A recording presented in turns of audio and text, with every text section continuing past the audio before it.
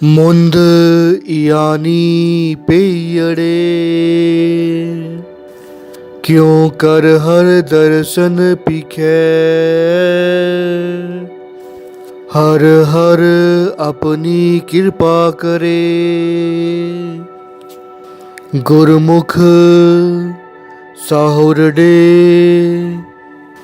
कम सिखे। साहुरडे कम सिखे, गुरमुख हर हर सदा त्याए। सहिया विच फिरै सुहेली, हर दरगे बाल उड़ाए। लेखा धर्म राय की बाकी, जप हर हर नाम किरखै। मुंद यानी पेयड़े, गुरमुख हर दर्शन दिखै। व्याहो हुआ मेरे बाबुला, गुरमुखै हर पाया। अज्ञान अंधेरा कटिया, गुर ज्ञान प्रचंड बलाया। बलिया गुर ज्ञान अंधेरा बिनसया। हर रतन पदारथ लाधा, हऊँ मैं रोग गया दुख लाथा। आप आपे गुरमुख खादा, अकाल मूरत वर पाया अबनासी। ना कदे मरै ना जाया, व्याहो हुआ मेरे बाबुला। गुरमुखै हर पाया, हर सत सते मेरे बाबुला। हर जन मिल जंज सुहंदी, पेयड़े हर जप सुहेली। विच साहुरडे खरी सुहंदी, साहुरडे विच खरी सुहंदी। जिन पेयड़े नाम समालिया। वाहिगुरु जी का खालसा, वाहिगुरु जी की फतेह। आज हम बात करेंगे एक बहुत ही महत्वपूर्ण विषय पर, जो कि है शादी, विवाह। जैसे कि हम देखते हैं कि हमारे संस्कारों में इन कुछ सालों में, हमारे स्वभाव में, हमारे व्यवहार में, जीवन जीने की कला में एक बहुत ही बड़ा परिवर्तन देखने को मिला है। कुछ साल पहले अगर हम देखें तो शादी के प्रति मनुष्य का जो विचार था, जो व्यवहार था, वो बिल्कुल ही बदल गया है। जो इंसान कुछ साल पहले सोच रखता था, वो आज सोच ही बदल गई है। अगर हम अपने बड़े बुजुर्गों को देखें तो देखने में आता है कि भले ही उस वक्त बीवी खूबसूरत हो ना हो, और भले ही पति बहुत ही अच्छा दिखता हो, परंतु उन्होंने अपना जीवन बहुत ही अच्छी तरह से बिताया।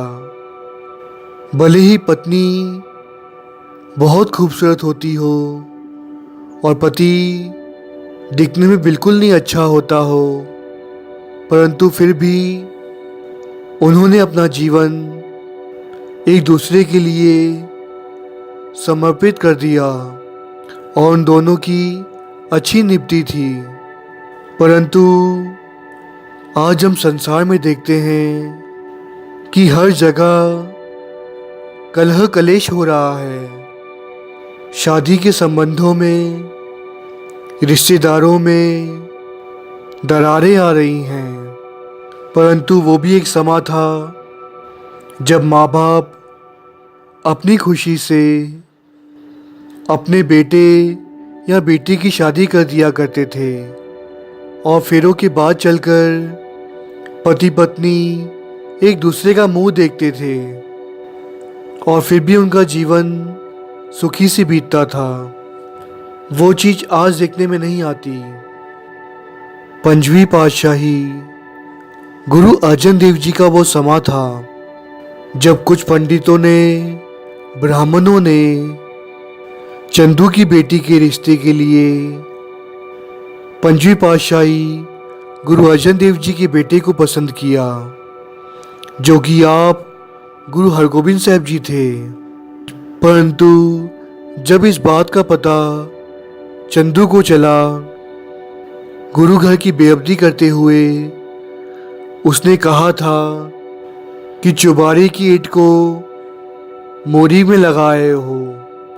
जब इस बात का पता दिल्ली की संगत को चला तो दिल्ली की संगत ने गुरु अर्जन देव जी को चिट्ठी लिखी जिसमें कहा कि चंदू की लड़की का रिश्ता आएगा तो मना कर दीजिएगा क्योंकि उसने गुरु घर की बेइज्जती की है।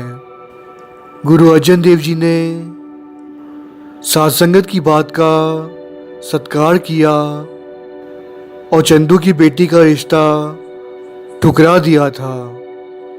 उपरंत कहते हैं एक बार गुरु घर में दल्ले पिंड के रहने वाले भाई नारायण दास जी गुरु अर्जन देव जी के दर्शनों के लिए आए। गुरु साहब जी का दीवान सजा हुआ था। साध संगत गुरु के दर्शन कर रहे थे। अचानक ही भाई नारायण दास जी ने खड़े होकर गुरु साहब जी के चरणों में बेनती की और हाथ जोड़कर कहा कि उनकी बेटी दामोदरी जी का हाथ वे 6वीं पातशाही गुरु हरगोबिंद साहब जी के हाथों में देना चाहते हैं। और गुरु अर्जन देव जी ने उसी वक्त भाई नारायण दास जी की बेटी का रिश्ता कबूल किया। इसी प्रकार आगे चलकर माता दामोदरी जी की शादी 6वीं पातशाही गुरु हरगोबिंद साहब जी के साथ हुई। ये बहुत सोचने की बात है कि पंचम पिता गुरु अर्जन देव जी, जो कि आप परम पिता परमेश्वर का रूप थे, और साध संगत में से उठकर किसी भाई ने उनके बेटे का रिश्ता मांग लिया और गुरु साहब जी ने उसी वक्त कबूल कर दिया। धन है गुरु जो इतनी बड़ी सोच रखते हैं कि साध संगत के कहे अनुसार पहले तो चंदू की बेटी का रिश्ता ठुकरा दिया था और साध संगत में से ही एक श्रद्धालु की बेटी का रिश्ता अपना लिया। और आज हम गुरु पर विश्वास नहीं करते कि गुरु साहब जी हमारे लिए जो भी सोचेंगे अच्छा ही होगा। वैसे भी दुनिया में कहते हैं कि ये जो शादी विवाह है ये तुरो संजोग होते हैं।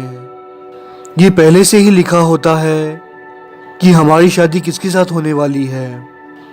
परंतु आज देखा जाता है कि लोग शादी इतनी सोच विचार कर करते हैं, परंतु फिर भी बहुत ही मुश्किल से निभती है। इसी प्रकार कहते हैं जब गुरु हरगोबिंद साहब जी का दीवान सजा था, साध संगत गुरु हरगोबिंद साहब जी के दर्शन कर रहे थे, तो कहते हैं साध संगत में से एक बहुत ही गरीब भाई गुरु के चरणों में आया। उसने नमस्कार की और गुरु हरगोबिंद साहब जी के चरणों में बेनती की कि हे सच्चे पातशाह, मैं बहुत ही गरीब हूँ, परंतु हमेशा ही तेरे चरणों के ओट आसरे में रहता हूँ। सच्चे पातशाह, घर में अति की गरीबी है। कई बार तो घर में खाने को भोजन भी नहीं होता। पर हे सच्चे पातशाह, हम कोशिश करते हैं कि जो भी समय बीते तेरे चरणों में ही बीते। तू जिस हाल में हमें रखेगा हम खुश रहेंगे।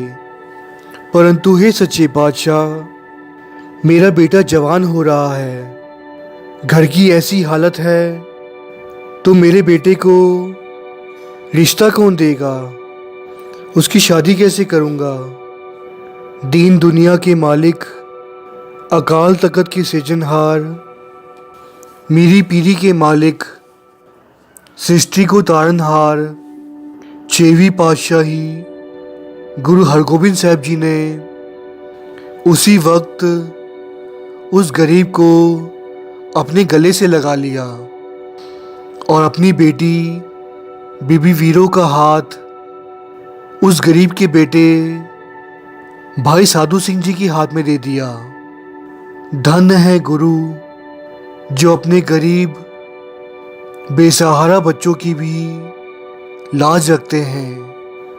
क्या आप सोच सकते हैं कि सृष्टि के तारनहार 6वें नानक गुरु हरगोबिंद साहब जी ने उस गरीब की अरदास सुन ली और उसकी झोली में इतनी बड़ी दात उसे बख्श दी। धन्य है गुरु जो अपने बच्चों की लाज हमेशा रखते हैं। दरअसल हमारी सोच जहाँ पर जाकर ख़त्म हो जाती है और जब हम गुरु के चरणों में अपने आप को पूर्ण रूप से सरेंडर कर देते हैं, फिर गुरु हमारी बाह पकड़ लेता है और हमें वो बख्शिशें देता है जो हम कभी सोच भी नहीं सकते। उपरंत जब बीबी वीरो की शादी हुई और गुरु हरगोबिंद साहब जी बीबी वीरो की डोली के सामने आए और बीबी वीरो को ये कहा, सुन बीबी, मैं तुझे सुनाऊं, पत की महिमा कह तक गाऊं, पत सेवक की सेवा सफली, पत बिन और करे सब निफली, गुरजन की इज्जत भो करनी, सास हृदय सो माहे सो तरनी। कहते हैं 6वीं पातशाही गुरु हरगोबिंद साहब महाराज जी ने आप अपनी बेटी बीबी वीरो को उपदेश दिया था। गुरु साहब जी ने आप अपनी बच्ची को समझाया था कि पति ही परमेश्वर होते हैं, पति की सेवा ही सब कुछ होता है। पति के बिना और सभी सेवाएं निफली हैं। अगर पति खुश नहीं है तो जीवन सफल नहीं है। और पति के माता पिता को अपने माता पिता समझना है, उनकी इज्जत करनी है, उन्हें पराया नहीं समझना।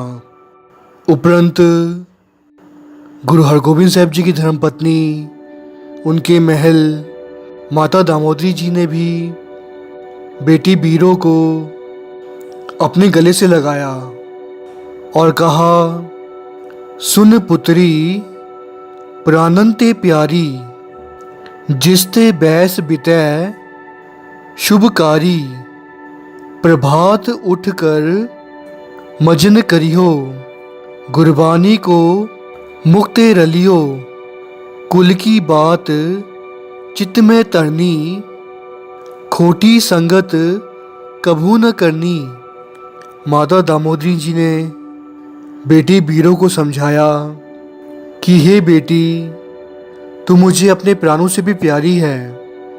अब तू अपने घर जा रही है। अमृत वेला मत भूलना। सुबह उठकर स्नान इत्यादि करके गुरबानी के साथ जुड़ना, उसी में सुख है।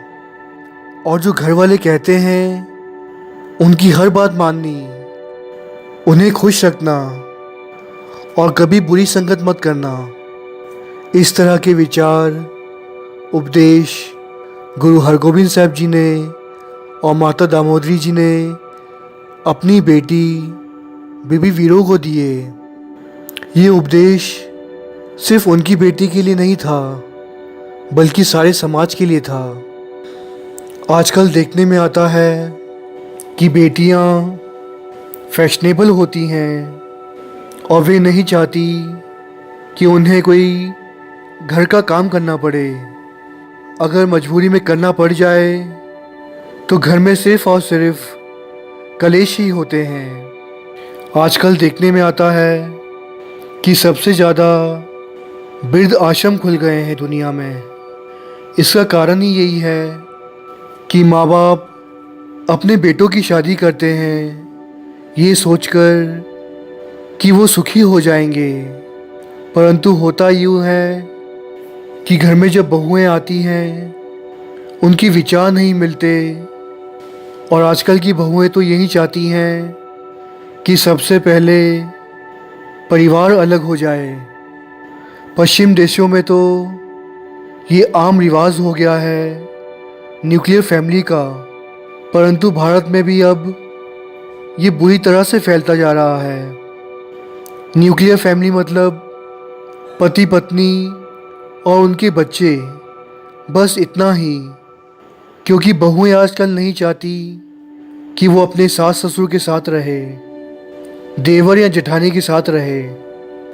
वे अलग होना चाहती हैं। आजकल की लड़कियां देखने में आता है कि शादी के बाद सबसे पहले अपने पति को माँ बाप से अलग कर देती हैं। वो भी एक समय था जब लड़की के माँ बाप लड़की को ये समझाते थे कि तुझे अपना घर बसाना है, पर आजकल ये सिखाते हैं कि कैसे तुझे घर तोड़ना है। कभी झुकना नहीं है, बल्कि पूरे परिवार को झुकाकर रखना है। और लड़के वालों के परिवार को झुकाने के लिए आजकल लड़की वाले हर तरह के हथकंडे अपनाते हैं। क्योंकि आजकल पुलिस वाले भी लड़की वालों की ही सुनते हैं। इस बात का पूरा फ़ायदा आजकल लड़की वाले उठाते हैं। पहले तो लड़की भले ही कितना भी फैशनेबल हो, लड़की वाले ये चाहते हैं कि लड़का गुरमुख मिले। फिर शादी के बाद जब नहीं निपटी तो घर बर्बाद हो जाते हैं। पहले किसी ज़माने में ऐसा हुआ करता था कि लड़की के माँ बाप डरते थे लड़की की शादी करने से कि शादी के बाद लड़की का क्या होगा। पर आज वक्त ऐसा आ गया है कि लड़के के माँ बाप डरते हैं कि शादी के बाद क्या होगा, बहू कैसी आएगी। माहौल इतना बदल चुका है।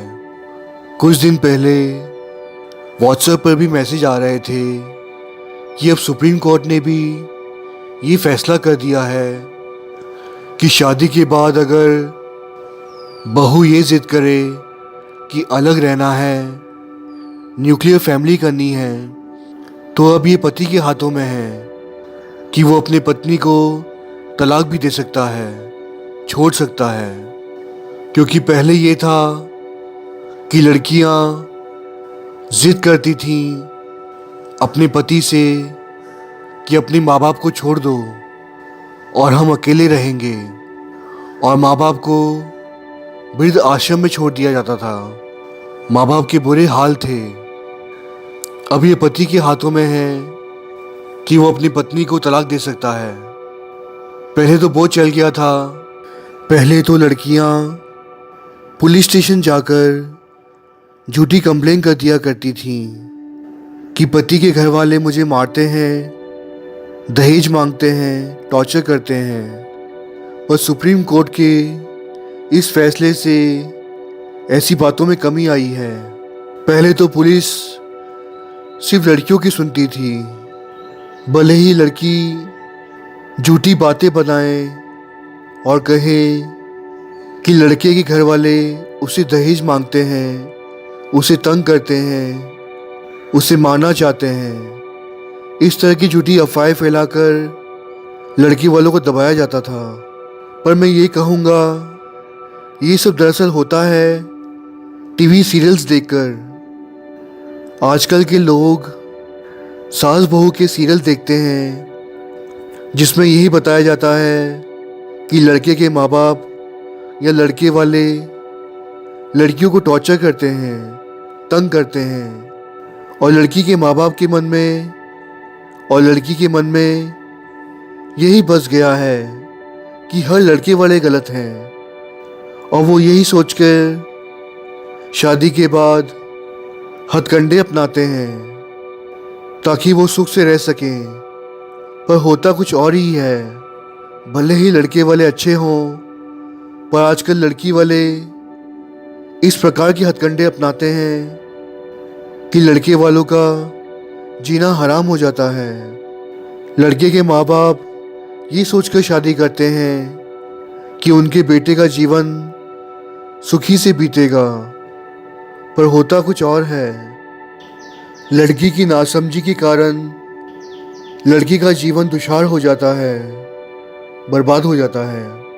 लड़की शादी के बाद पहले तो यही चाहती है कि न्यूक्लियर फैमिली हो, सब कुछ उसे मिल जाए, परंतु ये नहीं सोचती कि लड़के के माँ बाप ने पेट काट काट कर कितने दुख सहकर घर बनाया है, लड़की को पाल पोस कर बड़ा किया है।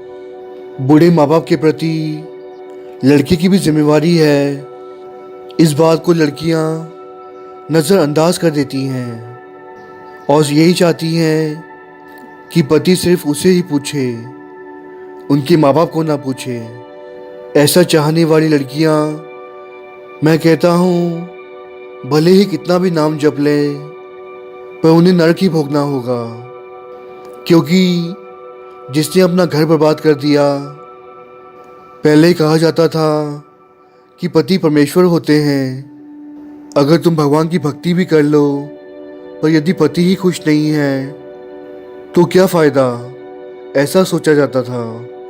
परंतु आज इस कलयुग में क्या क्या देखने को मिल रहा है। अब तो ये भी देखने में आता है कि पत्नी लड़के के माता पिता को कोसती हैं, गालियाँ देती हैं, बुरा भला कहती हैं, उनके प्रति बुरे विचार करती हैं, बुरा व्यवहार करती हैं। और यदि पति कुछ कहे या बात बढ़ जाए, हाथ उठा दे, तो संसार में फैला देती हैं कि पति मारता है, तंग करता है, दहेज मांगते हैं। पत्नियां हर तरफ से अपनी मनमानियां कर रही हैं और चाहती हैं पति झुककर रहे और पति के घर वाले घर से बाहर रहें। पर क्या ये लड़कियां कभी ये सोचती हैं कि कभी उनके बेटे भी बड़े होकर शादी करेंगे और उनका भी यही हाल हो सकता है? ऐसा विचार करना बहुत आवश्यक है, बहुत ज़रूरी है। क्योंकि कहते हैं करनी का फल हमेशा मिलता है। जो कर्म हम करते हैं, जो हम दुख किसी को देते हैं, वो आगे चलकर हमारे पास भी आता है। जेकर आज हम पति के घर वालों पर गलत इल्ज़ाम लगा रहे हैं कि वो दहेज मांगते हैं, झूठे इल्ज़ाम लगाकर वो आज तो बड़े बन सकते हैं, परंतु प्रभु सब देख रहा है और उसकी लाठी में आवाज़ नहीं है। फिर अब दुनिया के सामने कितने भी अच्छे बन जाएं, प्रभु उसकी सज़ा ज़रूर देगा। वो कितना भी पाठ पूजा कर लें, परंतु उन्हें नरक ही भोगना होगा जो किसी का घर बर्बाद कर देते हैं। परंतु धन है वो माँ बाप जो अपनी बेटी को अच्छी शिक्षा देते हैं, अच्छी विद्या के साथ साथ ये उपदेश भी देते हैं कि तुझे अपना घर बसाना है, तोड़ना नहीं है, पति को ही परमेश्वर मान के चलना है, यहाँ वहाँ भटकना नहीं है। अगर हम आंकड़ों को देखें तो भारत इस वक्त तीसरे नंबर पर है, जहाँ पर पत्नियाँ अपने ही पति को पीटती हैं और अपना ही घर बर्बाद कर लेती हैं और घर को नरक बना कर रखती हैं। हिंदुस्तान की कुछ बहुओं ने तो हद ही कर दी है। कुछ पत्नियों की इस प्रकार की हरकतें सीसीटीवी में कैद हुई हैं, जिनके पति बाहर रहते हैं या काम पर जाते हैं। पीछे पत्नियां अपने सास ससुर को ही बुरी तरह से पीटती हैं, उन्हें खाने को नहीं देती, उनकी ज़िंदगी हराम कर दी है। इस तरह के बहुत सारे वीडियोस व्हाट्सएप पर आते हैं कि बहुएं अपने सास ससुर को ही बुरी तरह से पीट रही हैं, उन्हें मार रही हैं।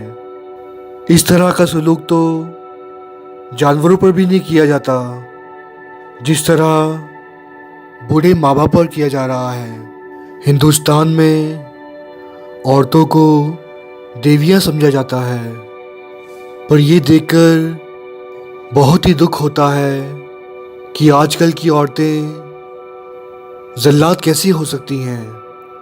वो कैसे अपने पति के बूढ़े माँ बाप पर जुल्म ढा सकती हैं। ये वही भारत है जिसमें कभी लड़कियों में संस्कार होते थे, परंतु आज पश्चिम देशों को देखते देखते ना जाने हमारा देश भी किस ओर जा रहा है, जहाँ पर आजकल की धर्मपत्नियाँ पति को झुकाकर रखना चाहती हैं और अपने सास ससुर को तो कुछ समझती ही नहीं है। जैसे कि शादी के बाद उनका पहला उद्देश्य यही होता है कि सास ससुर को अलग कर दिया जाए। इस तरह का माहौल आजकल हिंदुस्तान में भी देखा जाता है, परंतु प्रभु उसी घर में बसते हैं जिस घर में शांति होती है, जिस घर में पत्नियां पति को परमेश्वर मानती हैं, उनकी सेवा करती हैं और घर को स्वर्ग बना देती हैं। उसी घर में परमेश्वर बसते हैं, प्रभु का निवास होता है।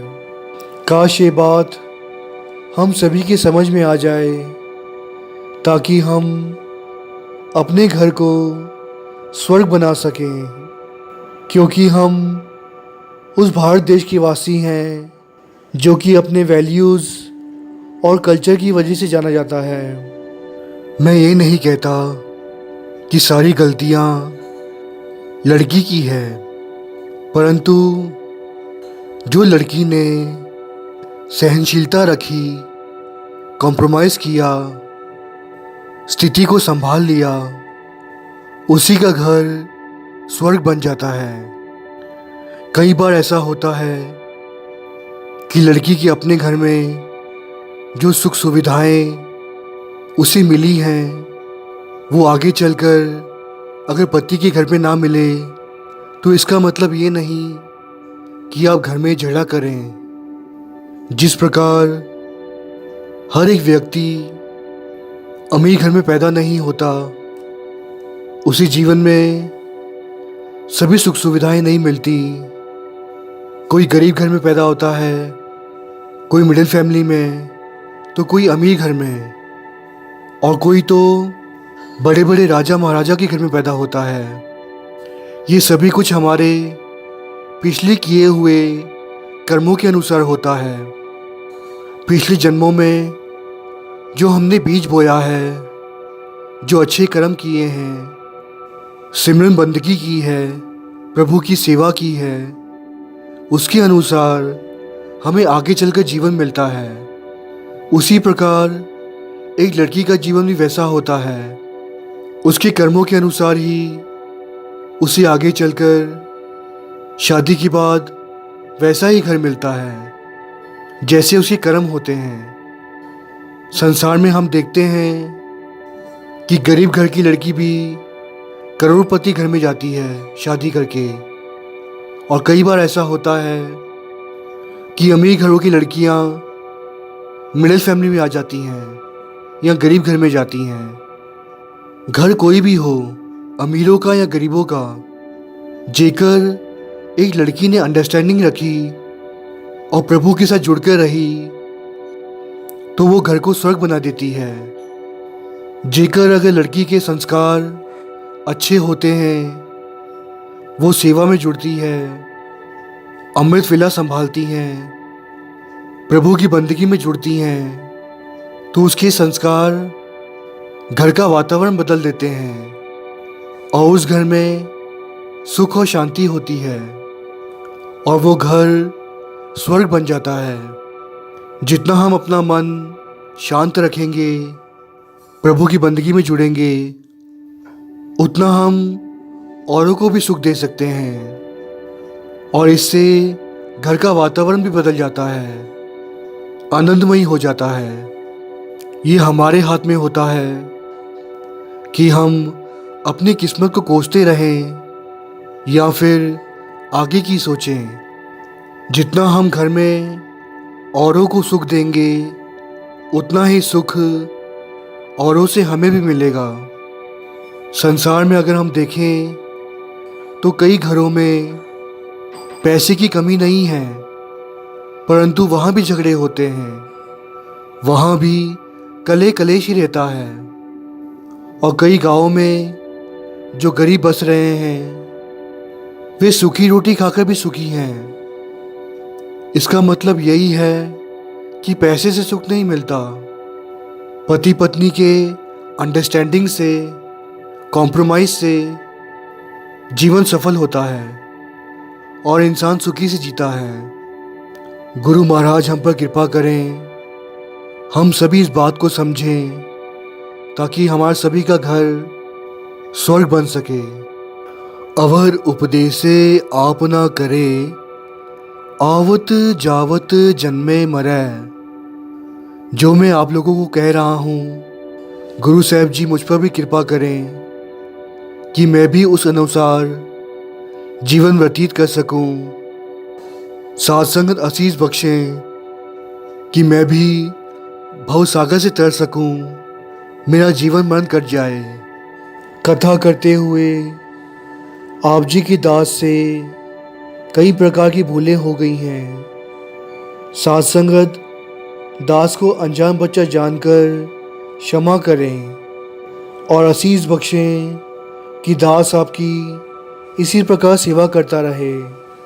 फतेह का जवाब फतेह में दें। वाहिगुरु जी का खालसा, वाहिगुरु जी की फतेह।